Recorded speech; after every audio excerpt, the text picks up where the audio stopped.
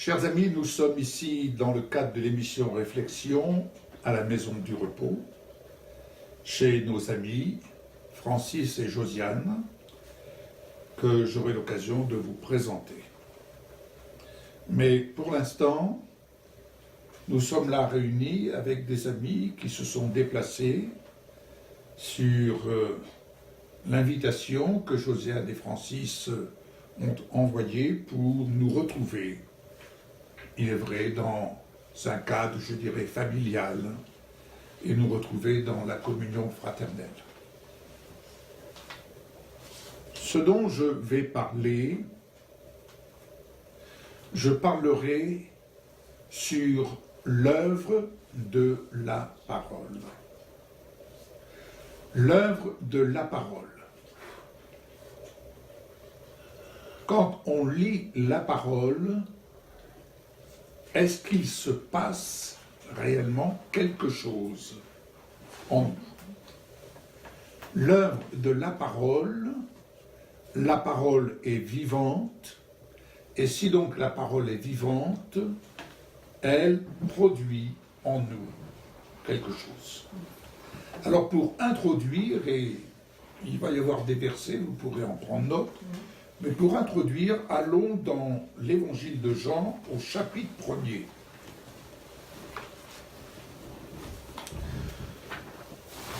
Il nous est dit ceci dans les 5 premiers versets. Au commencement était la parole. Et la parole était avec Dieu. Et la parole était Dieu. Elle était au commencement avec Dieu. Toutes choses ont été faites par elle, et rien de ce qui a été fait n'a été fait sans elle. En elle était la vie, et la vie était la lumière des hommes. La lumière luit dans les ténèbres, et les ténèbres ne l'ont point reçue. Au verset 12, il est dit « Mais à ceux qui l'ont reçu, à ceux qui croient en son nom, elle a donné le pouvoir. » Entendez bien, elle a donné le pouvoir. La parole a donné le pouvoir de devenir enfants de Dieu, lesquels sont nés non du sang, ni de la volonté de la chair, ni de la volonté de l'homme, mais de Dieu. Je m'arrête là un instant en introduction. L'œuvre de la parole s'opère dès lors qu'on lit la parole. Et pour cela, j'aimerais simplement me référer le jour où nous avons rencontré Jésus et où nous avons reçu Jésus dans notre vie.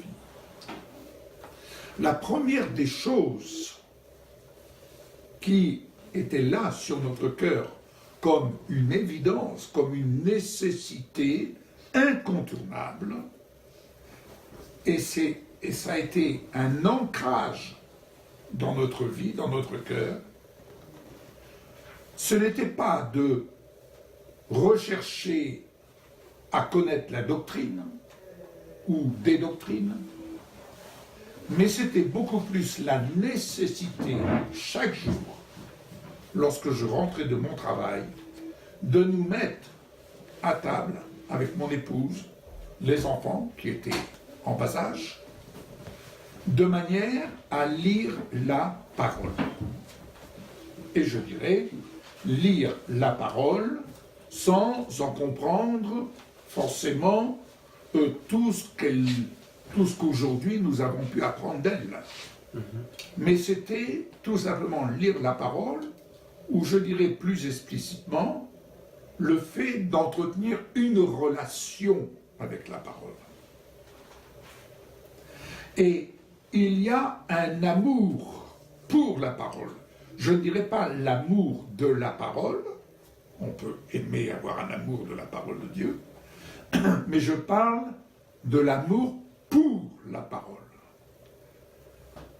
Et quand nous lisons ici, la parole était Dieu. Et quand on lit ainsi la parole, il nous est dit, en elle était la vie.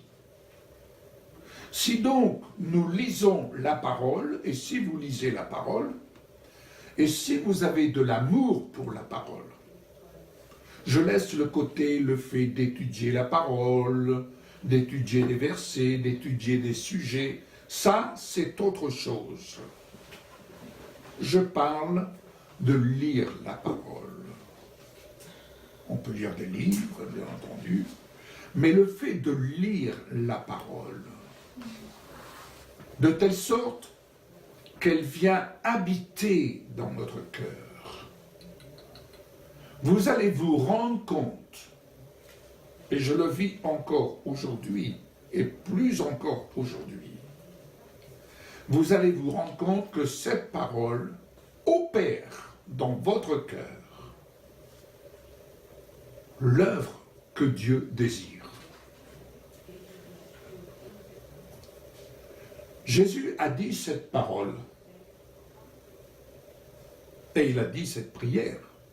Père, ils sont dans ce monde, mais ils ne sont pas de ce monde. Préserve-les du mal.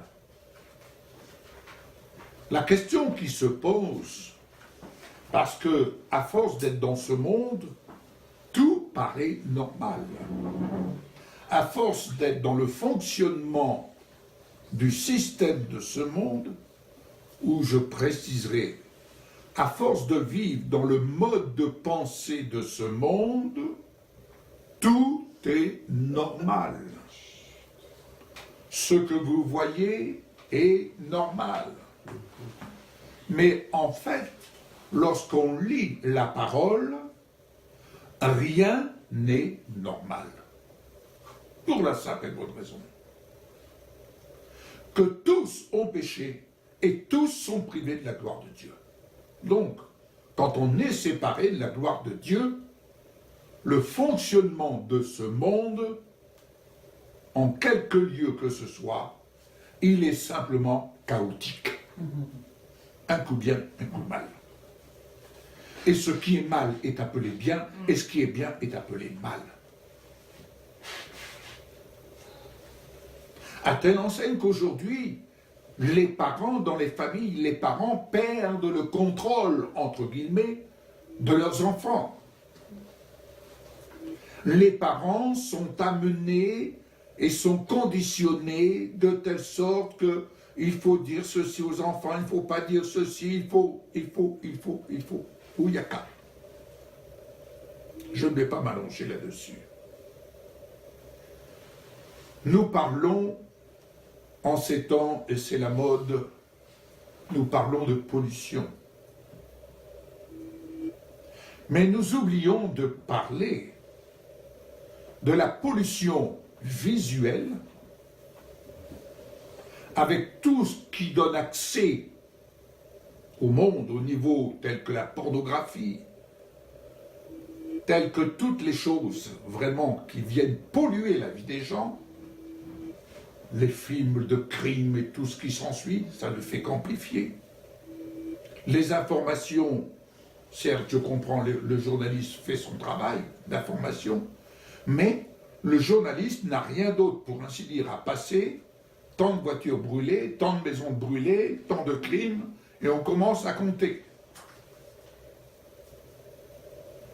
Tant de personnes en garde à vue, en ces temps dans lesquels nous sommes, avec l'histoire des Gilets jaunes, etc., etc. En définitive, crise économique, crise ceci, et j'en passe. Tout cela est une pollution. Alors, il y a ceux qui gèrent cette pollution,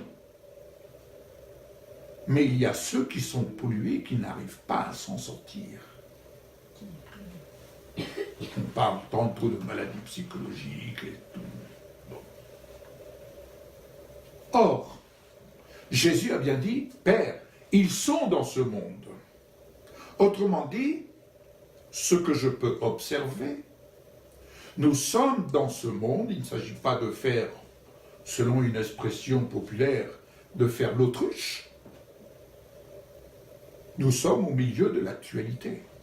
Elle nous environne, que ce soit ici, dans quelque endroit que nous allions, il y a une actualité. Mais pourtant Jésus dit, nous ne sommes plus de ce monde. Pourquoi? Parce que Jésus est venu nous apporter, il est venu nous rendre accès, il est venu nous rendre accès au mode de pensée selon Dieu. Et l'œuvre de la parole, puisque en elle était la vie, et en elle est la vie,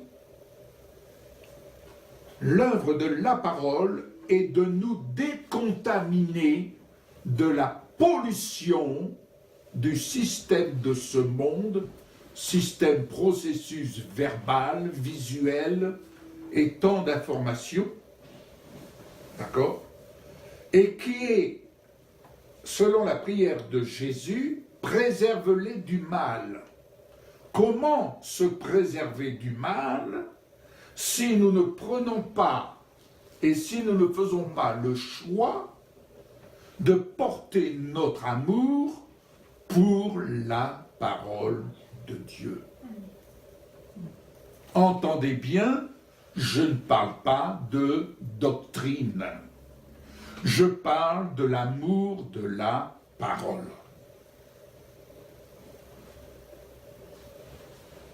Nous voulons rencontrer Dieu, nous voulons rencontrer Jésus. Il est là, dans sa parole. Quand je lis sa parole, comme l'a signifié l'évangéliste Samuel, quand je lis sa parole, j'ai une relation personnelle avec Jésus. Et lorsque je lis sa parole, j'ai réalisé, il y a une petite question qui a surgi à mon esprit. Est-ce que tu crois dans l'œuvre de ma parole? Seigneur, oui, je crois dans l'œuvre de ta parole. Et la question m'a été posée autrement. Non. Est-ce que tu as foi en lisant ma parole que ma parole est en train d'opérer quelque chose en toi?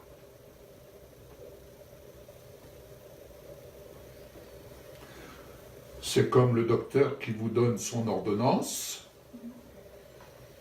Vous prenez le médicament qu'il vous a prescrit. En le prenant, vous croyez qu'il va agir sur votre organisme. Et il va agir sur un point précis de la douleur que vous avez dans votre corps. Et bien ainsi, quand je lis et quand nous lisons la parole,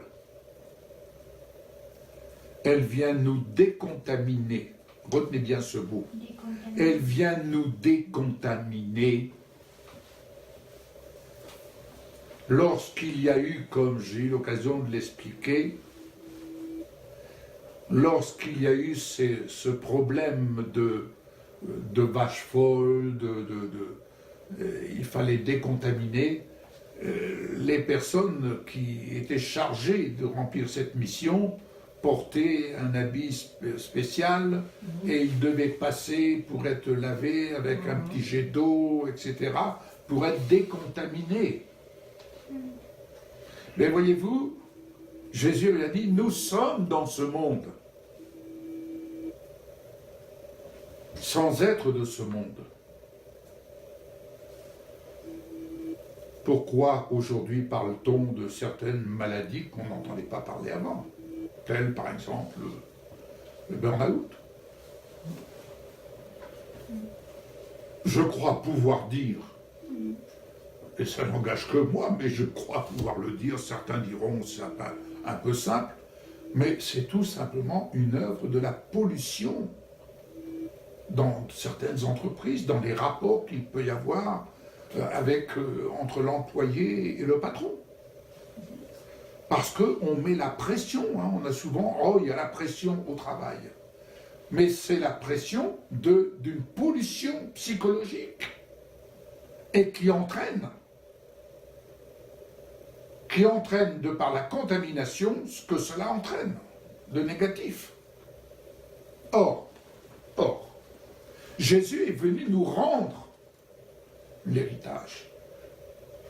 Jésus est venu nous rendre parce que nous étions aux yeux de Dieu, et nous sommes aux yeux de Dieu. Oui, nous sommes ces pierres précieuses qui avons besoin de discerner le vrai du faux.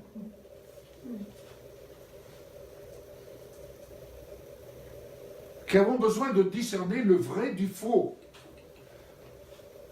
Car la parole, qui est Dieu, elle donne. J'ai bien dit, elle donne. C'est pas moi qui le dis, c'est écrit. Elle donne le pouvoir. C'est elle qui donne. De devenir enfant de Dieu. C'est-à-dire de devenir un enfant qui fonctionne selon la pensée de Dieu. Et non pas selon la pensée du monde. Nous avons parlé d'un problème. Mais il y a des choses qui ne fonctionnent pas. Vous savez pourquoi? Mais c'est très simple. Parce que ça fonctionne, et je parle dans certaines œuvres, voire certains groupes, ça fonctionne tout simplement avec la pensée du monde. Parce que fonctionner avec la pensée de Dieu, c'est fonctionner avec l'amour de Dieu, avec la compassion de Dieu. C'est vrai. Et fonctionner avec la pensée de Dieu. Oui, nous avons besoin d'être décontaminés.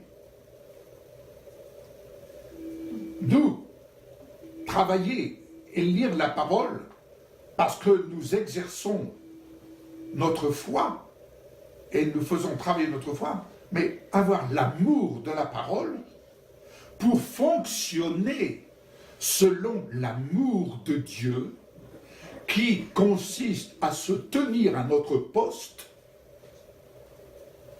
pour bénir. Pour bénir. Et quoi qu'il nous en coûte. Quoi qu'il nous en coûte. Parce que le Seigneur fait de nous des dispensateurs de ses grâces, mais il le fait dans la mesure où nous apprenons à fonctionner selon la pensée de Dieu. Et la pensée de Dieu, elle vient comment? Elle se développe comment? Mais tout simplement par la lecture de la parole, l'amour de la parole et la méditation de la parole, assurer que la parole accomplit son œuvre dans notre cœur. Je peux dire, par le vécu, que j'ai parfois des entretiens avec certains amis, soit au téléphone, et nous parlons, nous nous entretenons des choses du royaume de Dieu, mais je peux vous dire, nous partageons des choses, non pas, et alors, la doctrine mise à part, enfin, je suis clair, nous partageons l'œuvre de la parole. Mais je vous assure, il y a des réponses qui viennent du Seigneur comme ça, dans notre partage, qui viennent de part et d'autre, vice-versa. C'est comme si on avait... l'un reçoit de moi et moi je reçois de l'autre. Mais ce que nous partageons, c'est des choses qui viennent se révéler, des clichés. Nous voyons l'œuvre de l'Esprit. C'est comme si on avait un diaporama, des photos, des clichés qui se développent. Et lorsqu'on a fini de partager, nous rendons compte que nous portons en nous, par l'œuvre de la parole, nous portons des richesses d'en haut. Alors, il ne s'agit pas de dire « Oh, mais je partage des bénédictions ». Ce qu'on pourrait dire « Ah, tu n'as que ça comme bénédiction ». Non. Chacun de nous, en tant que pierre précieuse, est destiné en se tenant à son poste. Retenez bien, se tenir à son poste, ça dénote stabilité. Observer, méditer, écouter, l'amour de la parole, compassion, être en bénédiction. Il nous donne le pouvoir, la parole nous donne le pouvoir de devenir enfant de Dieu. Et l'enfant de Dieu ne se préoccupe pas des choses d'ici-bas, pourtant il est ici-bas, il se préoccupe de se maintenir selon la pensée de Dieu. Alors vous allez dire, mais non, comme je vous ai dit tantôt, nous sommes dans l'actualité. Vous êtes dans votre actualité, je suis dans mon actualité. Mais je peux vous dire, l'œuvre de la parole se manifeste parce qu'elle vous porte au-dessus. Nous sommes confrontés parfois avec des situations, non pas pour nous, mais des situations des personnes qui traversent des situations, non pas les moindres, mais nous avons eu un cas il y a quelque temps où la personne est arrivée chez nous totalement effondrée. Et devant cette personne, je n'avais rien à dire. Et Michel ne faisait qu'une chose, passer les mouchoirs, passer les mouchoirs, passer les mouchoirs. Je n'avais rien à dire parce que je ne voulais pas dire des choses pour essayer de calmer, pour essayer de dire, bah tiens, je vais lui dire ça, ça. Non. Non, je n'avais rien à dire, Seigneur, qu'est-ce que je dois dire? Silence. Et je peux vous dire que la personne était effondrée et... Elle avait quoi? Et il y avait de quoi. Ça a duré, je pense, une demi-heure, un quart d'heure, une demi-heure. Je ne veux pas exagérer. 2h30. Ah oui, 2h30 d'entretien. Mais au départ, une demi-heure à être effondrée.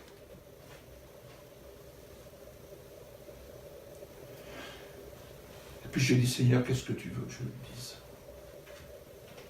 Et je lui ai rapporté un témoignage que je vous ai déjà partagé. L'histoire d'une adolescente qui était dans une maison psychiatrique. Et la maman nous avait demandé d'aller lui rendre visite. Nous sommes allés avec elle. Il faisait beau, un peu.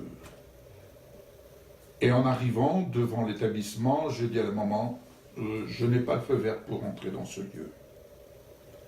Parce que je ne voyais pas comment j'allais pouvoir exercer le ministère dans ce lieu. Il y avait un obstacle. J'ai dit, est-ce que vous pouvez faire sortir votre fille? Un instant, là, on était dans un petit parc. Et elle a pu faire sortir sa fille. Et on est assis sur un banc. Je dis, Seigneur, qu'est-ce que je dois dire à cette fille? Nous avons besoin de recevoir, de discerner et d'avoir la parole de foi, la parole de sagesse, parole de connaissance. Et je vois deux signes sur un lac qui était juste en face de nous. L'un de ces signes était totalement le derrière en l'air et il allait fouiller dans la vase. Et l'autre qui est à côté qui regardait autour de lui. Et j'interpelle l'adolescente, je lui dis, regarde, observe ces deux signes. Oui. Est-ce que ça te parle? Alors elle observe, elle observe. Elle me dit, non, ça ne me parle pas. Ben, je dis, tu vois, moi ça me parle sur ta vie. Je dis, tu as le choix. Soit de continuer à faire ce que celui-ci-là, il fait, de fouiller dans ton passé, de fouiller ce qui pue, ce qui sent mauvais, comme le fait ceci. Il va chercher sa nourriture dans la vase. Tu peux continuer comme ça, et tu n'es pas prêt de sortir de là. Maintenant, tu as le choix de faire ce que l'autre fait, de regarder au-dessus ton environnement et de regarder ton avenir et de te réjouir de l'avenir que Dieu te donne de vivre. Tu as toute la vie devant toi. Et alors tu sortiras d'ici. Ce sont là les seules choses que j'ai dit. Nous avons prié, Michel et moi, pour cette adolescente. Dans les 3 jours qui ont suivi, elle sortait de là. Et c'est un peu ce témoignage que j'ai dit à cette personne.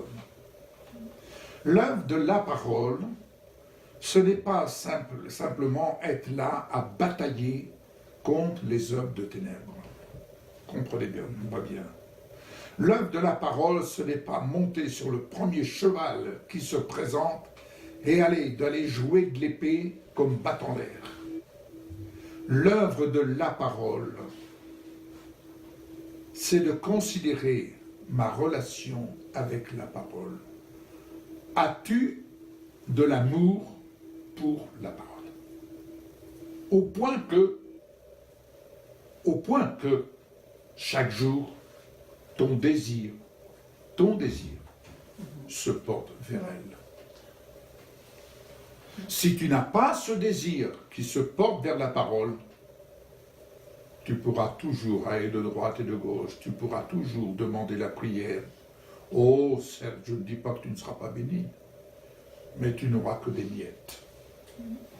Alors que l'abondance de Dieu, telle que cela nous a été défini, l'abondance de Dieu est tout autre. Et je peux vous assurer, Jésus m'en rend témoignage. Au regard de son œuvre et au regard de ce que nous vivons, et vous connaissez un peu ce que nous vivons dans l'ouvrage, eh bien, je m'aperçois de la fidélité de mon Dieu. Je peux vous dire, mon Dieu, notre Dieu, en Jésus, il est fidèle. Il est fidèle. Et les réponses qu'il nous apporte sont des réponses qui n'ont rien à voir avec ce que le monde peut nous apporter. Les réponses qu'il nous apporte, il nous les apporte dans le calme et la confiance. Vous désirez recevoir du Seigneur? Méditez la parole. Et que cette parole trouve le chemin de votre cœur. Amen. Je ne parle pas d'un discours, comme cet homme a pu le dire, cet officier a pu le dire pour l'encontre de son serviteur qui était malade. Lorsqu'il a fait venir Jésus, Jésus était à peine arrivé à une certaine distance qu'il a pu lui dire « Je ne suis pas digne que tu rentres sous mon toit, mais dis un seul mot et mon serviteur sera guéri. » Vous remarquerez que cet officier connaissait le mode de fonctionnement de l'autorité en tant que militaire, mais il connaissait le mode de fonctionnement de l'autorité de Jésus, envoyé de Dieu. Il connaissait, et c'est pourquoi il pouvait se permettre de lui dire « Dis un seul mot et mon serviteur sera guéri. » Croyez-vous dans l'autorité de la parole? Très souvent, on veut exercer l'autorité du croyant. Amen. Mais nous exerçons l'autorité du croyant sans tenir compte de la pensée de Dieu. En fait, on ne fait qu'exercer notre propre autorité. Et on donne des ordres. On donne des ordres. Un peu comme ces amis qui priaient pour leur fille qui était condamnée à mourir, au temps où ils priaient pour elle, et jusqu'au moment où cette maman qui priait Et elle commençait en fait de donner des ordres. Et Dieu de lui dire, qui es-tu pour me donner des ordres sur l'œuvre de mes mains? Isaïe 45, verset 11. Qui es-tu? Oh, voyez-vous, il faut faire preuve d'humilité. Alors, je vais vous faire voyager dans la parole. Ça va? L'amour de la parole, l'œuvre de la parole se manifeste en nous. Amen. Elle se manifeste. Il faut croire. La foi, c'est ça. La foi, c'est croire que l'œuvre de la parole se manifeste, puisque la parole, elle est vie. D'accord? Et si elle est vie, elle nous donne le pouvoir de devenir enfant de Dieu, si vous avez mieux, de devenir de la même nature et de fonctionner selon son mode de pensée. Alors, Proverbe 24, 10. Prenez des notes, des références que vous pourrez relire. Si tu faiblis au jour de la détresse, ta force n'est que détresse. Dans une autre version, il est dit, ta force est bien dérisoire. Si tu faiblis au jour de la détresse, comment se fait-il qu'on puisse faiblir au jour de la détresse? Alors que nous sommes invités à prendre force. C'est dans ce sens que je parle de l'amour pour la parole, parce que c'est là que nous puisons notre force. Et la question est de savoir ce que nous considérons. Romains 4, 10. Il nous est dit qu'Abraham, sans faiblir dans la foi, il n'a pas considéré que son corps était déjà usé. Voyez-vous, si vous voulez faiblir dans la foi, il vous suffit de vous laisser absorber, j'ai bien dit absorber, voire contaminer en considérant l'environnement dans lequel vous êtes. Qu'il soit affectif, familial, professionnel. On dit quelquefois avec Michel, quand on va dans un lieu public où il y a beaucoup de monde, quand je parle de lieux publics, des lieux commerciaux, on y entre, mais surtout si on y va le matin, je peux vous assurer que personnellement, je pense que c'est pareil pour Michel, mais si vous m'emmenez le matin dans un lieu commercial où il y a beaucoup de monde, quand on en ressort de là, je suis fatigué. Mais je suis fatigué dans ma tête. Donc, voyez-vous, ce ne sont pas des lieux de renouvellement.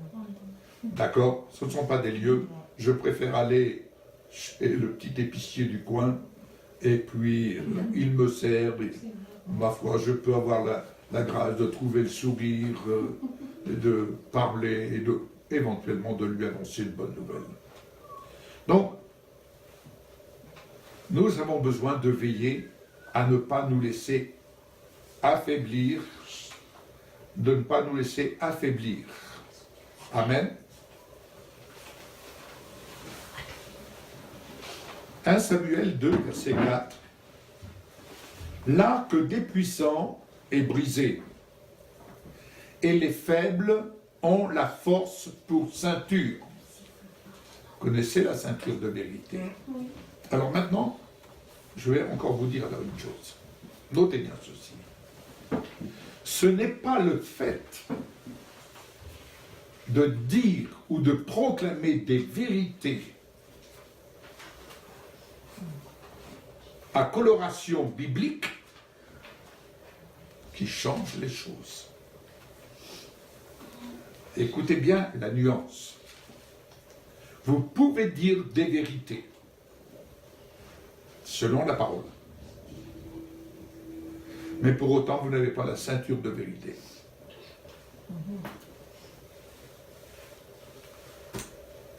Rappelez-vous, combien de fois dans ces expressions Jésus a pu dire « En vérité, je vous le dis ». Je me suis dit, mais pourquoi en vérité, en vérité? Parce que Jésus, dans une nature comme la nôtre, lui, le Fils de Dieu, il a été tenté comme nous en toutes choses. Vous suivez bien? D'accord? Donc, si nous considérons qu'il a été tenté comme nous en toutes choses, dans cette nature que lui-même a connue, il a dû apprendre, d'ailleurs, il nous est dit, il a dû apprendre l'obéissance. Mais pourquoi a-t-il été obligé d'apprendre l'obéissance? Pour apprendre à vivre en vérité. Être vrai. Alors écoutez bien. Il ne vous incombe pas de proclamer des vérités pour essayer de vous dégager d'une situation néfaste. Ce qui importe, c'est d'apprendre à vivre en vérité par l'exercice, le travail de votre foi. S'il y a des choses qui ne fonctionnent pas du premier coup, qu'à cela ne tienne, qu'à cela ne tienne. Il nous est dit de persévérer. Il nous est dit de persévérer et nous obtiendrons ce que notre cœur désire. Qu'est-ce que notre cœur désire? Ah, nous désirons avoir telle provision, telle chose. Ce que notre cœur doit désirer, c'est de vivre en vérité. Et vivre en vérité, c'est d'être vrai. Autrement dit, je sais où j'en suis avec le Seigneur, avec la parole. Je sais que je suis en train de me perfectionner. Je sais que je n'ai des comptes à rendre qu'à lui seul. Mais je sais que j'ai tant de choses à apprendre. Et je prends mon plaisir à vivre en vérité parce que j'apprends à connaître. Amen. Et ça, jusqu'au moment où le Seigneur nous dira « Eh, oh, on monte ». Vivre en vérité, puisque la parole, l'œuvre de la parole est de nous donner le pouvoir de devenir un enfant de Dieu. Pas un croyant. Pas un croyant. D'accord? Observez tous ces croyants qui sont allés là en Inde se baigner dans le fleuve, hein, qui se promenaient tout nus pour certains d'entre eux. Ça, c'est des croyants. Ce n'est pas des enfants de Dieu. C'est des croyants. Des croyants stériles, qui ne portent pas la vie. L'enfant de Dieu porte la vie de l'esprit en lui. En ce sens, il est cette pierre précieuse. Il porte la vie de l'esprit en lui.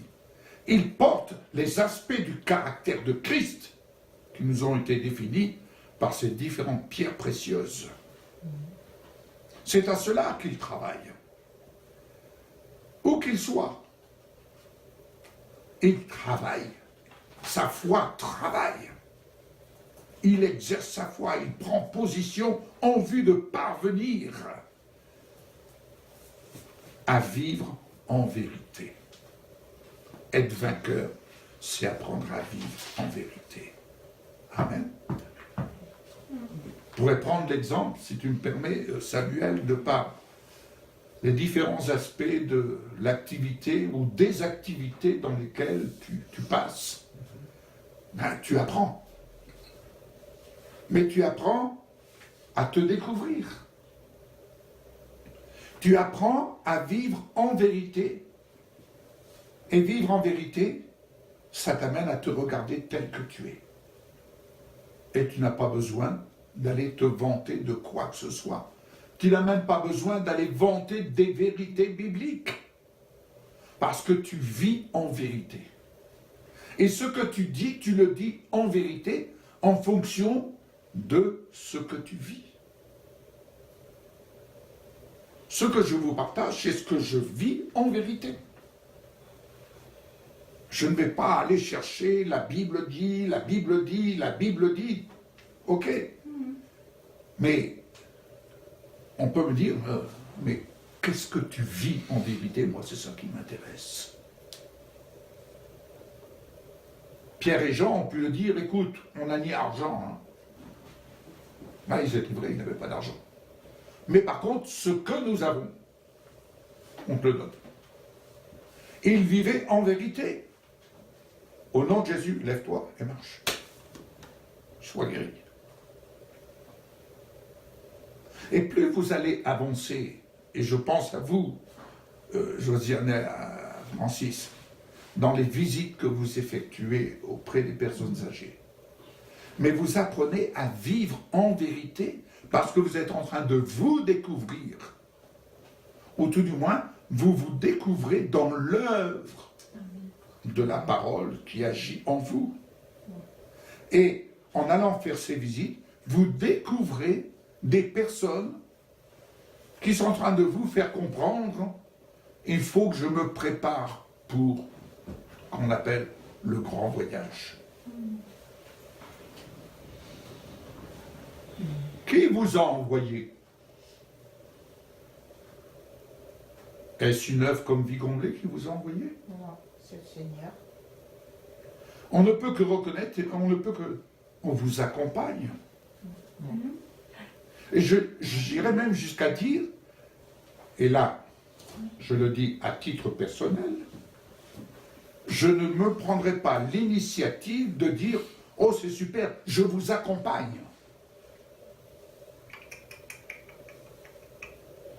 Si le Seigneur ne me dit pas « Va avec mes bien-aimés », pourquoi faire? Pour du voyeurisme? Non. Le témoignage que le Seigneur vous rend est suffisant. Et le plaisir que vous prenez dans l'ouvrage de Dieu est suffisant pour que nous puissions faire monter des actions de grâce. Amen. Parce que c'est l'œuvre de la parole. Ce n'est pas votre œuvre, c'est l'œuvre de la parole. Soyez veillants à cela. Amen. Donc, l'arc des puissants est brisé et les faibles ont la force pour ceinture. C'est la force qui vous donne, la force de la vérité qui vous donne. Amen. Job 5, verset 16. Ainsi il y a de l'espérance pour le faible, tandis que l'injustice doit fermer sa bouche. Est-ce que vous entendez, mes bien-aimés? L'injustice doit fermer sa bouche. Quelle forme d'injustice? Ceux-là à qui on ne peut pas parler, par exemple. Ceux-là à qui l'adversaire vient dire tu n'y arriveras pas. Tu ne peux pas. Tu es incapable. Alors, il faudrait quand même voir qui est le faible. Le faible, c'est celui qui lâche tout. Le faible, c'est celui qui prend conscience que ce qu'il doit faire, ce n'est pas son œuvre, mais c'est l'œuvre de la parole. Le faible, c'est un faiseur à partir de peu de choses. Il sait que ce qu'il fait, il le fait par la puissance de Dieu. Le faible, c'est celui qui apprend à regarder l'autre avec les yeux de Dieu, avec la compassion de Dieu. Le faible, c'est celui qui dit « Seigneur, je ne comprends pas sur un plan humain, mais je veux comprendre avec ta pensée. » Et le faible dit « Que le faible dise je suis fort. » Voilà. Amen. Proverbe 22, verset 9. L'homme, voilà la réponse, l'homme au regard bienveillant sera béni parce qu'il donne de son pain aux plus faibles. Voyez-vous, nous sommes là réunis. Acceptez mon jeu de mots. N'y voyez surtout pas une offense. Mais j'exerce en vérité ce rôle, comme l'a exercé Samuel. Avec le regard bienveillant selon Dieu, on apporte le pain quotidien. Nous vous donnons le pain quotidien aux plus faibles. Mais écoutez bien, je pense que Josiane, ça va te rappeler une parole que tu as reçue il y a quelque temps. Rappelle-toi. C'est-à-dire que nous allons, pour reprendre cette expression qui va t'animer, qui va te rappeler le souvenir, eh bien, ce pain, nous allons, entre guillemets, le puiser. Et ce pain, c'est ce qui est révélé en Christ et de Christ pour affermir la foi du plus faible. Nous allons puiser. Amen. Oui, puiser. Selon Ruth, Oui. dans son champ de mission. Voilà. Amen, qui allait glaner les épis. Proverbe 28, verset 3. Alors écoutez bien. Un homme pauvre qui opprime les faibles est une pluie dévastatrice qui prive de récolte. Quel est cet homme pauvre? Cet homme pauvre, c'est celui qui est imbu de lui-même, qui se croit riche, mais il ne sait pas qu'il est pauvre. Oui. Il se croit riche, il peut être riche de ses biens. Nous avons connu des riches, mais qui étaient pauvres. Et ils oppriment le faible. Et en fait, de par leur action, leur pensée, leur mode de pensée et leurs propos, ils sont en train de détruire et ils privent de récolte.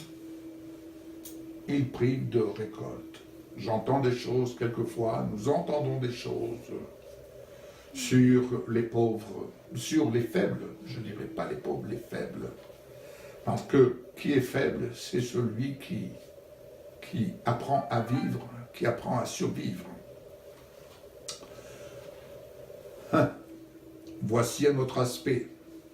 Proverbe 28, verset 11. L'homme riche se croit sage, mais le faible qui est intelligent vérifie sa valeur.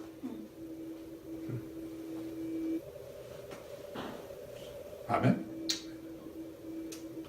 Alors 2 Corinthiens 11, verset 30 nous dit encore ceci. S'il faut se vanter, c'est de ma faiblesse que je me vanterai. S'il faut se vanter, c'est de ma faiblesse que je me vanterai. 2 Corinthiens 11, 30. Vous savez pourquoi il vaut mieux se vanter de notre faiblesse? Ça revient à cette expression que nous connaissons, que vous avez déjà entendue. Je sais une chose, c'est que je ne sais rien. Parce que apprendre à vivre en vérité, c'est accepter que nous avons besoin d'apprendre et que nous avons tout à apprendre. Car ce que j'ai vécu hier m'amène à un point où j'ai appris, mais je dois apprendre. J'ai appris que je dois apprendre. J'ai découvert que je dois découvrir. Ah, c'est pas mal ça. J'ai appris que je dois apprendre. Je découvre que je dois découvrir. 2 Corinthiens 12, verset 10. Je me plais dans mes faiblesses.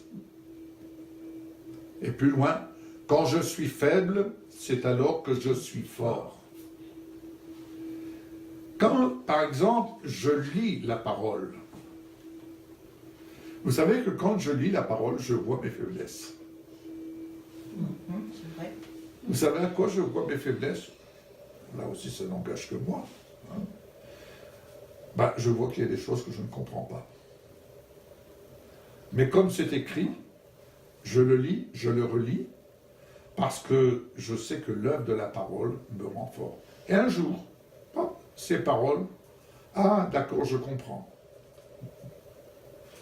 Donc, ne vous rebutez pas. Lorsque vous lisez la parole, vous dites, ouais, mais je ne comprends rien. Le Seigneur ne vous demande pas de lire la parole avec l'intelligence. Il vous demande de la lire avec votre cœur. Parce que c'est une lettre d'amour de la part de notre Père.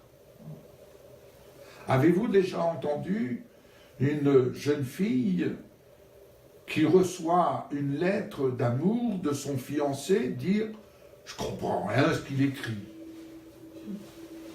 Si elle ne comprend pas ses propos, elle doit au moins comprendre que son fiancé est en train de lui dire « Je t'aime ».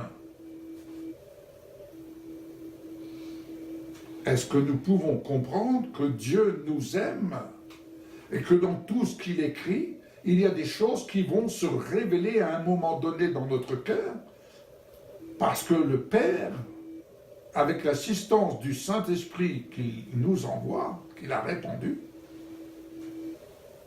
il nous élève.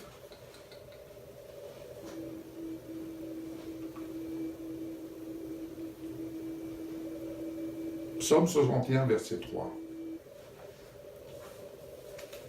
Dans ma faiblesse, ce verset m'a fortement. Dans ma faiblesse, je crie à toi. Quelle prière nous devrions faire? Dans ma faiblesse, je crie à toi. Vous entendez? Ici, le verbe crier. Hein? D'accord? Conduis-moi sur le rocher trop élevé pour moi. Psaume 61, verset 3.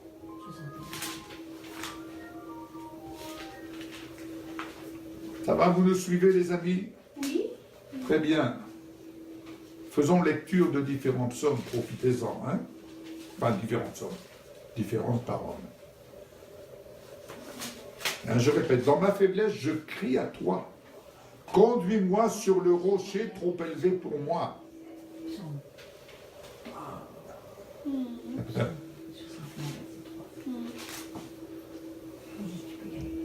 Verset 3. Qui est ce rocher?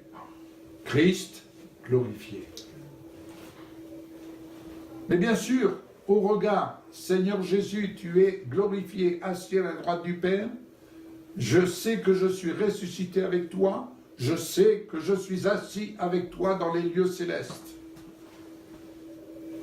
Mais Seigneur, comment parvenir?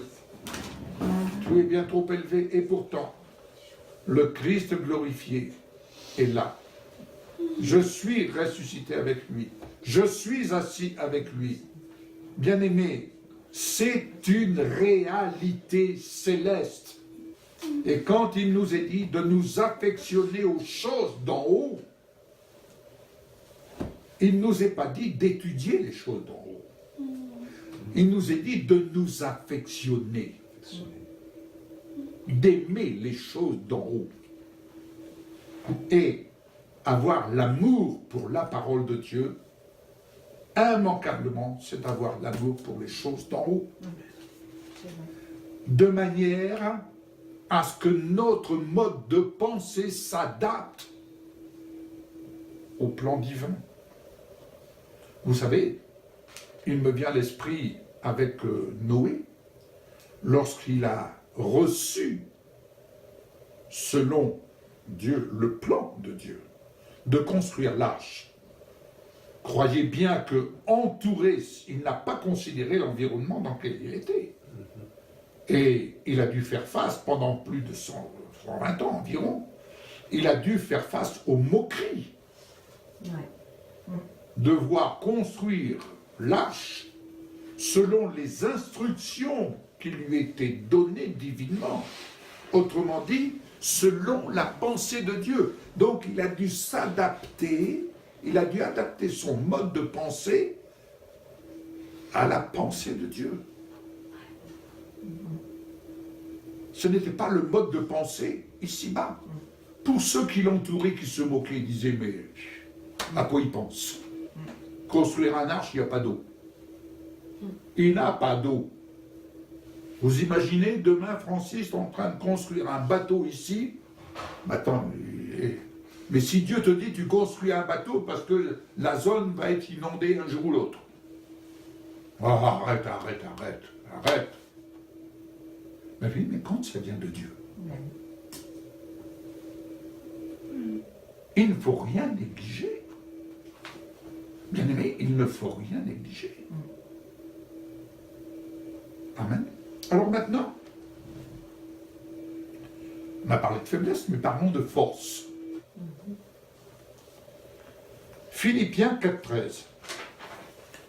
Voilà Bernadette, ce que tu disais tout à l'heure. Je peux tout par celui qui me fortifie. Alors, mais qui va me fortifier? C'est l'amour de la parole. Si je n'ai pas l'amour de la parole, si je ne vais pas à ce rendez-vous avec la parole, comment voulez-vous que je sois fortifié? Maintenant, si vous lisez la parole, mais que votre mode de pensée est ailleurs, ne croyez pas que vous allez être fortifié.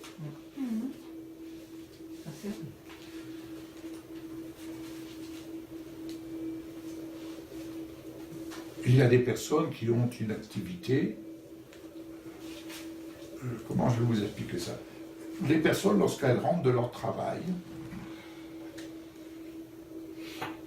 alors très souvent, il y a dans le foyer, il y a des conversations qui se font par rapport au travail. Bon, on peut avoir des choses à partager pour un sujet de prière. Mais si vous rentrez, un conjoint rentre, il y en a qui vont dire, ah non, et si, on rentre, le soir, la journée est terminée, le travail est terminé, j'ai quitté le bureau, le travail est à l'extérieur. Qu'est-ce qui fait notre force? Parce qu'il faut bien qu'on a épuisé aussi notre force. Mais c'est parce que, Michel et moi, nous nous entretenons sur l'œuvre de la parole. On s'entretient. Je ne dis pas qu'on n'a pas d'autres sujets, mais nous nous entretenons sur l'œuvre de la parole. Il y a des choses sur lesquelles nous nous entretenons et qui font partie des sujets de prière, ça, c'est une autre chose. Mais on ne s'entretient pas, on ne se gargarise pas des situations, des décisions qui, ça et là, sont prises comme nous l'avons, comme cela a été élaboré tout à l'heure. Ce n'est pas notre problème. Dans la mesure où ce n'est pas notre problème et dans la mesure où nous ne sommes pas en cause, qu'est-ce que nous allons nous entretenir de cela? Pourquoi faire? Est-ce que ça nous apporte quelque chose? Ah, rien. C'est pas comme si on venait nous demander conseil. Tout à fait différent. Si on vient nous demander conseil, on se penche sur la situation pour apporter, là aussi, le conseil divin. Mais il y a des éléments dans lesquels nous n'entrons pas parce que ça ne nous concerne pas. Voilà, c'est tout, c'est aussi simple que ça. Ainsi, Ésaïe 40, verset 29. Dieu, il donne de la force à celui qui est fatigué, et il multiplie les ressources de celui qui est à bout. Je fais la liaison. Il multiplie les ressources de celui qui est au bout. Quand tu ne peux plus rien, mais s'il te plaît, lâche. Va te régénérer dans l'amour de la parole et vois le Seigneur accomplir son œuvre. Ésaïe 40. J'y suis. J'y suis. Ésaïe 40, verset 31. Ceux qui comptent sur l'Éternel renouvellent leur force. Ça, tu l'avais noté? Il court sans s'épuiser. Il marche sans se fatiguer. Mais c'est ça, être dans l'œuvre de l'Esprit. Je répète, ceux qui comptent sur l'Éternel renouvellent leur force. Comment vont-ils renouveler leur force? Dès lors qu'ils vont se plonger dans la parole. Ça, je vous assure. Écoutez, laissez votre témoignage, hein, mais ayez recours au témoignage que Jésus vient vous rendre par sa parole. Voilà le témoignage. Ah, ça, je vous encourage. Votre témoignage, c'est une chose, hein, on dit. Laissez votre témoignage, il est important. Mais ayez recours, allez chercher le témoignage que Jésus, lui, veut vous rendre par sa parole, dès lors que vous allez vous plonger dans sa parole. Je ne sais pas si ça vous est déjà arrivé de prendre, mettons, vous prenez l'évangile de Jean, par exemple, hein, n'importe quel livre, vous prenez l'évangile de Jean et vous lisez du premier chapitre au dernier chapitre. Bah, ne me dites pas que vous avez tout compris, je ne vous croirai pas. Mais lisez la parole, il y a des choses que vous n'allez pas comprendre, mais n'arrêtez pas. Vous avez déjà lu la généalogie de Jésus? Qu'est-ce que vous faites? Dites-moi. Hein, vous, vous êtes premier verset, vous êtes arrivé au dernier verset. Et pourtant, il y a une richesse dans la généalogie. Il y a une richesse. D'accord? Là, c'est plus une étude. Mais c'est pour vous dire, vous lisez des choses qui, votre esprit, oh, tu ne peux pas passer à autre chose. C'est un peu lassant. Non, tenez bon, lisez la parole. Lisez la parole. Amen.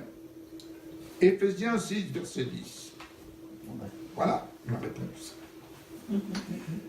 Fortifiez-vous dans le Seigneur et dans sa force toute puissante. Fortifiez-vous. Fortifiez-vous. Ah, combien de fois ne dites-vous pas, oh, Seigneur, j'ai besoin que tu me fortifies. Oh frère, tu sais, j'ai besoin d'être fortifié. Eh bien, le Seigneur te donne la réponse. Allez, va te fortifier dans le Seigneur. Va te fortifier, toi, dans le Seigneur. Pourquoi vous attendez que le padré vienne vous fortifier?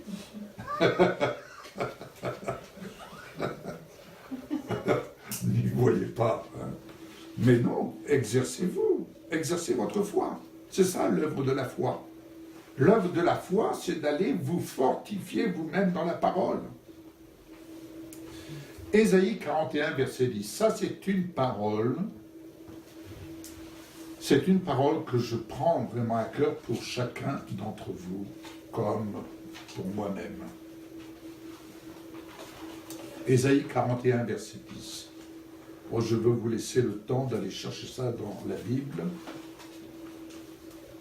Ésaïe 41, verset 10. Une parole merveilleuse que vous pouvez souligner parce que, Moi, c'est déjà souligné. Moi aussi. parce que cette parole s'adresse, si vous me permettez, elle s'adresse à toi. Amen. Quand je dis à toi, toi. Écoutez bien. N'aie pas peur, car je suis moi-même avec toi. Je suis ton Dieu. Je te fortifie. Je viens à ton secours. Je te soutiens par ma main droite, la main de la justice. Amen. Moi, c'est Quelle bonne nouvelle. Moi, c'est ma main triomphante. Amen. Voilà. Amen. Psaume 73, verset 26. Épuisé, Dieu est le rocher de mon cœur et ma bonne part. Ça ne vous rappelle pas cette parole de Jésus avec Marthe et Marie, Oui, ça vaut part. n'est-ce La pas? meilleure part. Marthe qui disait, Seigneur, tu ne pourrais pas parler à ma soeur là, parce que je suis en train de faire la vaisselle là, je suis en train de m'occuper de la popote là pour toute l'équipe. Et Jésus de lui répondre, Ne t'inquiète pas, Marthe. Ta sœur, elle a choisi la bonne part. Marie avait certainement besoin de se fortifier. Pouvez-vous imaginer un instant que vous êtes en train de vous fortifier dans la parole et à ce moment-là, le téléphone sonne. Qu'est-ce que vous allez faire? Il faut y aller parce que là, c'était important. Oui, mais honnêtement parlant, quand on est avec la parole de Dieu, ne sommes-nous pas en entretien avec la personne de Jésus? C'est ça. Ne sommes-nous pas en entretien avec la personne de Jésus?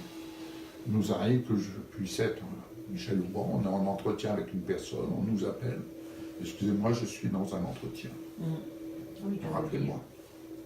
je le dis généralement. Ne vous laissez pas voler. Ne vous laissez pas voler. Psaume 26, verset 7. Il est ma force, il est mon bouclier. Notez ça. Psaume Ah. 17. Oui, 26, verset 7. 26, 27. Ça, ce sont des versets, des références que vous devriez, comme le font, comme l'ont eu fait des étudiants là-bas en Chine, ils avaient la Bible toute écrite sur leur corps. Vous savez pourquoi?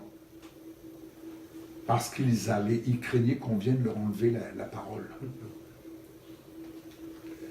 Les Chinois, ces étudiants chinois, dans la région, je ne peux pas vous dire, mais lorsqu'ils ont reçu des Bibles, ils ont appris la Bible par cœur sur une année.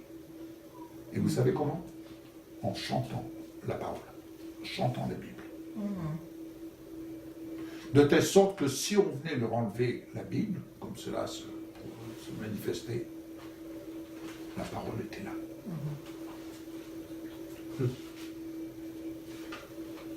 Parce que ça, on nous présente les Chinois, mais on oublie de parler des chrétiens qui sont en Chine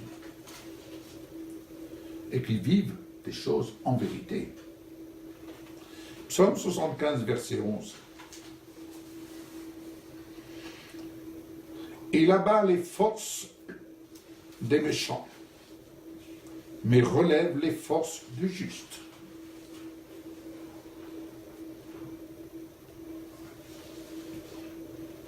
Amen. Il abat les forces des méchants, mais relève les forces du juste. Psaume 22, verset 20. Voilà encore ce que vous pouvez proclamer. Éternel, tu es ma force. Tu viens à mon secours. Cette parole, elle est pour toi. Éternel, tu es ma force. Tu viens à mon secours.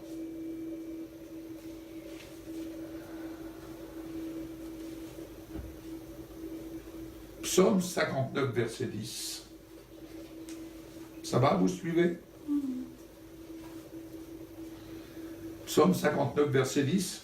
Toi qui es ma force, c'est en toi que j'espère, car tu es ma forteresse.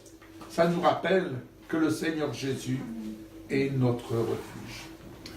La parole est notre refuge. La parole est notre refuge.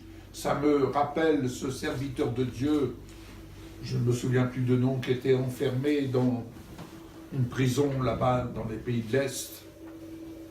Il n'avait plus de Bible.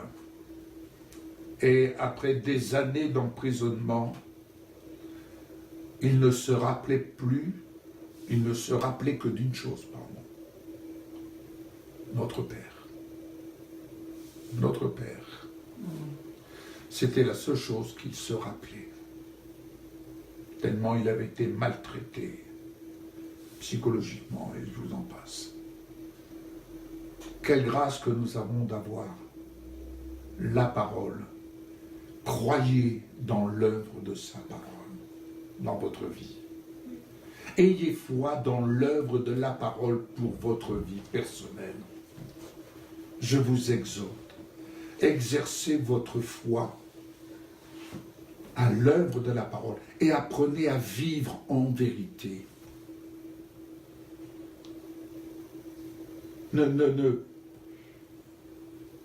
dispatchez pas vos biens, tout ça, n'importe comment, mais faites les choses en vérité, avec stabilité, avec persévérance, avec considération. Psaume 89, verset 25.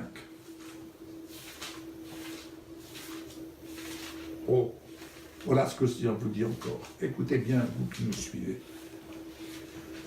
Ma fidélité, c'est le Seigneur qui parle.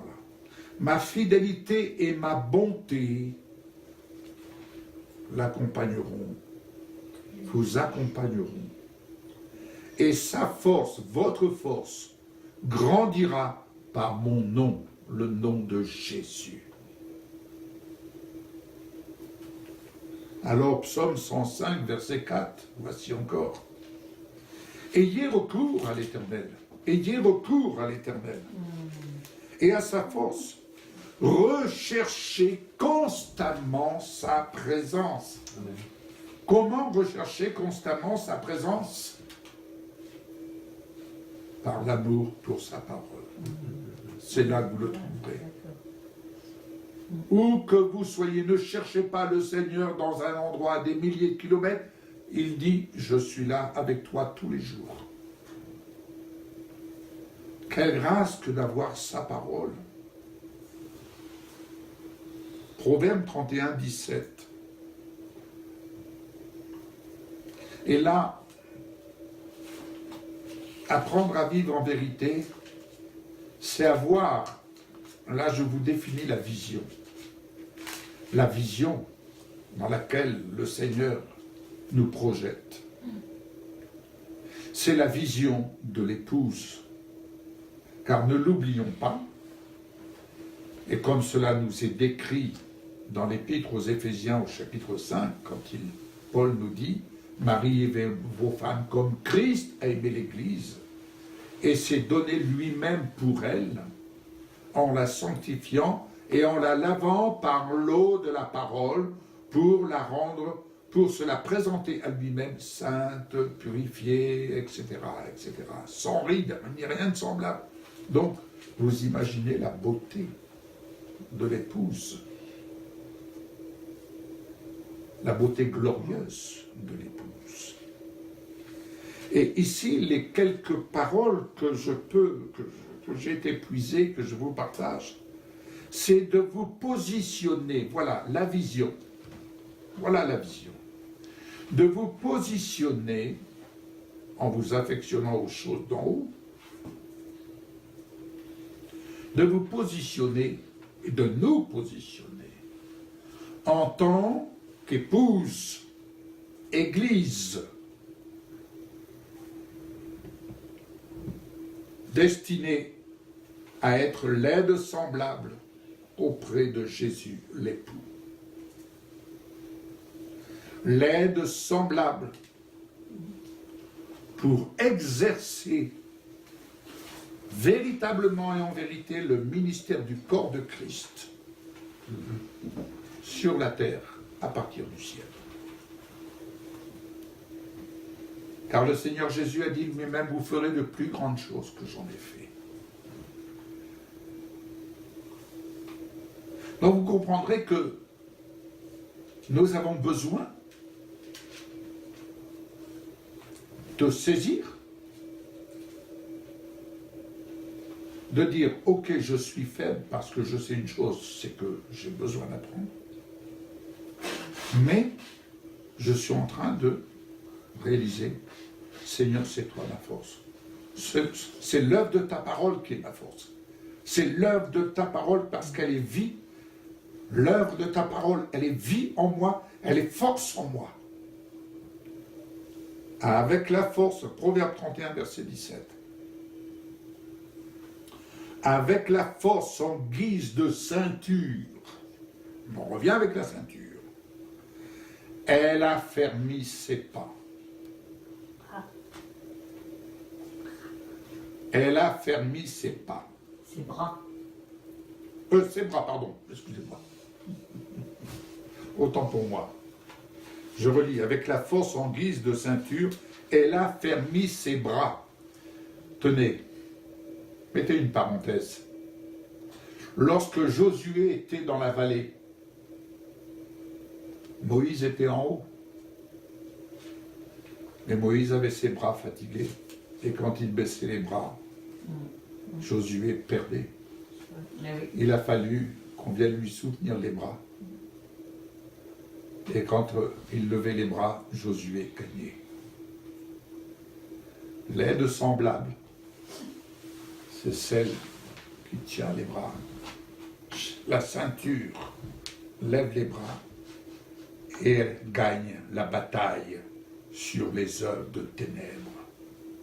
Parce que la mission est de d'éjecter le prince des ténèbres. Il faut l'éjecter. C'est ça la mission. Le champ de mission, c'est cela.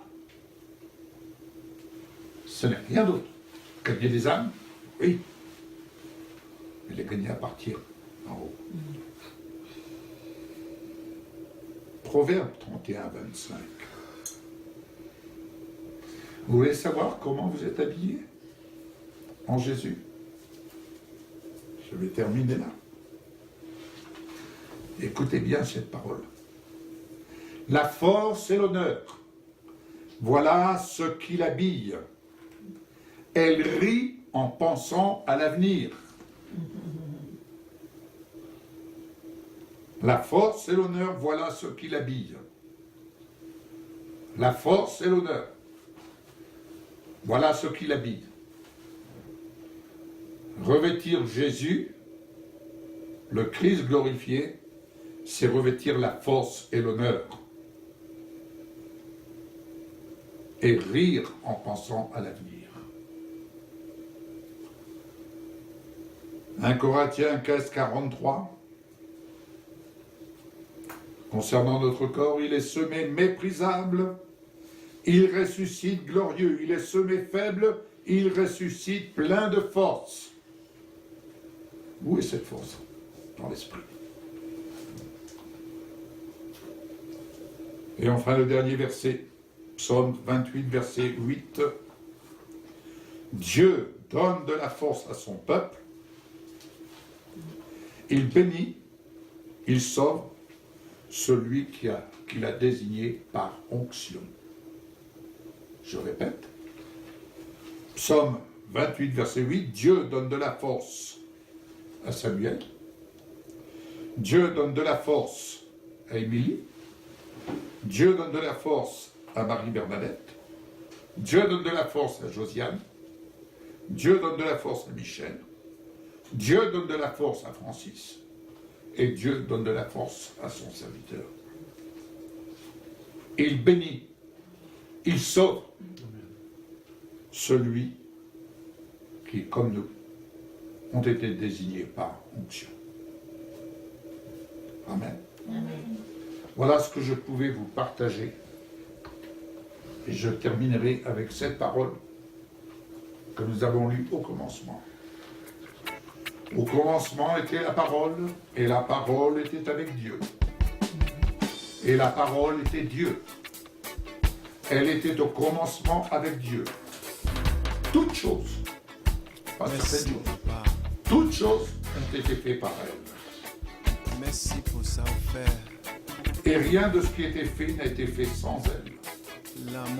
En elle était la vie, et la vie était la lumière des hommes. La lumière luit dans les ténèbres, et les ténèbres ne l'ont point reçue. Mais à tous ceux qui l'ont reçu, verset 12, à ceux qui croient en son nom, elle a donné le pouvoir de devenir enfants de Dieu, lesquels sont nés non du sang, ni de la chair, ni de la volonté de la chair, ni de la volonté de l'homme, mais de Dieu. Et la parole a été faite chez nous. Et elle a habité parmi nous, pleine de grâce et de vérité. Et nous avons contemplé sa gloire, une gloire comme la gloire du Fils unique de Dieu. J'ai marqué Amen. ailleurs. Alléluia. C'est lui qui m'a bouclier. C'est une bonne nouvelle, Et il capote chez moi. C'est qui Samuel. porte, ouais, J'aimerais sans te laisser moi conclure par la prière. Seigneur, ta parole a été le début de toutes choses. Ta parole était au commencement, Seigneur Dieu. Tu nous as créés par ta parole. Tu as créé la terre par ta parole. Et c'est par ta parole que nous avons la victoire. C'est par ta parole que nous pouvons marcher avec assurance. C'est grâce à ta parole que nous pouvons espérer en toi. Parce que nous avons ta parole sous nos yeux. C'est grâce à ta parole que nous sommes vivants. Grâce à ta parole que nous sommes en bonne santé. Parce que ta parole est esprit et vie. Ta parole, Seigneur Dieu, a le pouvoir de séparer tout, Père éternel. Elle sépare, Seigneur mon Dieu, ce qui est vide. Elle sépare, Seigneur mon Dieu, jointure et moelle. Oui. Ta parole, Père éternel, nous tient en bonne santé. Ta parole nous transforme. Ta parole nous délivre. Amen. Ta parole, Seigneur, oh Dieu, nous montre le chemin à Oui, suivre. Seigneur. Ta parole nous montre, Père éternel, que c'est toi qui nous attends en haut. Ta parole nous montre, Père éternel, que c'est à nous de monter dans ta sainte présence. Alléluia. Et c'est ce que nous voulons de faire, Seigneur Jésus, en cette journée. Nous nous sommes entretenus de ta parole. Oui. Ta parole est venue nous éclairer. Ta parole, Père éternel, est venue donner des réponses à chacun d'entre nous. C'est vrai. Ta parole, Seigneur mon Dieu, est venue fortifier chacun d'entre nous. Alors que nous étions faibles, ta parole nous rend forts. Amen. Oui, Seigneur, parce que ta parole me dit, je puis tout par celui qui me fortifie. Et c'est toi qui nous fortifies au travers de ta parole, Seigneur mon Dieu. Ma prière, Seigneur Père, c'est que tu nous apprennes et que nous apprenions, Seigneur Jésus, à être comme toi. Que nous apprenions, Seigneur Jésus, à connaître tes caractères. Père, aide-nous dans cette marche. Aide-nous, Seigneur Jésus, à marcher en étant, Seigneur Dieu, en ayant un fil à plomb par ta parole et sur ta parole. Oui, Que Jésus. notre vie, Seigneur Jésus, soit fondée sur ta parole. Que notre foi, ô mon Dieu, soit fondée sur ta parole. Qu'elle soit conforme à ta parole. Que notre vie soit conforme à ta parole. Que notre façon de parler soit conforme à ta parole. Notre façon de penser conforme à ta Oui, parole. Jésus, Notre amen. façon d'agir conforme à ta parole. Oh oui. Parce que, Seigneur oh Dieu, ta parole me dit ceci. Alléluia. Que la création est dans l'ardent désir de la révélation des fils de Dieu. Oui, Père. Seigneur, en étant fils de Dieu, en étant fille de Dieu, nous nous faisons conforme à ta parole. Alléluia. Nous agissons conformément à ta parole. Amen, amen, amen. Oui, oui. Et nous agissons Oui. conformément à ta parole. Alors je prie, Père, afin que tout ce qui a été dit aujourd'hui, toute personne qui a entendu ta parole puisse aujourd'hui la mettre en pratique dans sa vie. Je prie, Seigneur mon Dieu, que chacune des personnes qui va écouter ce qui a été dit, qui va écouter ta parole, qui va écouter cette émission, Seigneur mon Dieu, je prie que chacune de ces personnes puisse saisir la parole qui va venir parler à son cœur. Oui. Au nom de Jésus. Un seul mot suffit quelquefois, Seigneur. Tel que cet homme te l'a dit. Dis un seul mot. Dis un seul mot, Seigneur mon Dieu. Et c'est ma prière en ce jour. Dis un seul mot à chacune des personnes ici, à chacune des personnes qui regardent cette émission. dis un seul mot, afin que cette personne reçoive son miracle. Amen. Au nom précieux de Jésus. C'est vrai, Seigneur. Nous te bénissons, Père éternel. Nous bénissons ton Saint-Nom, Seigneur Jésus. Merci de la grâce que tu nous as fait de pouvoir partager ces moments. Oui. Et je prie, Père éternel, que ta parole encore vienne rafraîchir nos cœurs. Que ta parole encore vienne rafraîchir notre esprit, notre âme. Au nom précieux de Jésus. À toi soit toute la gloire, Père. Amen. Amen.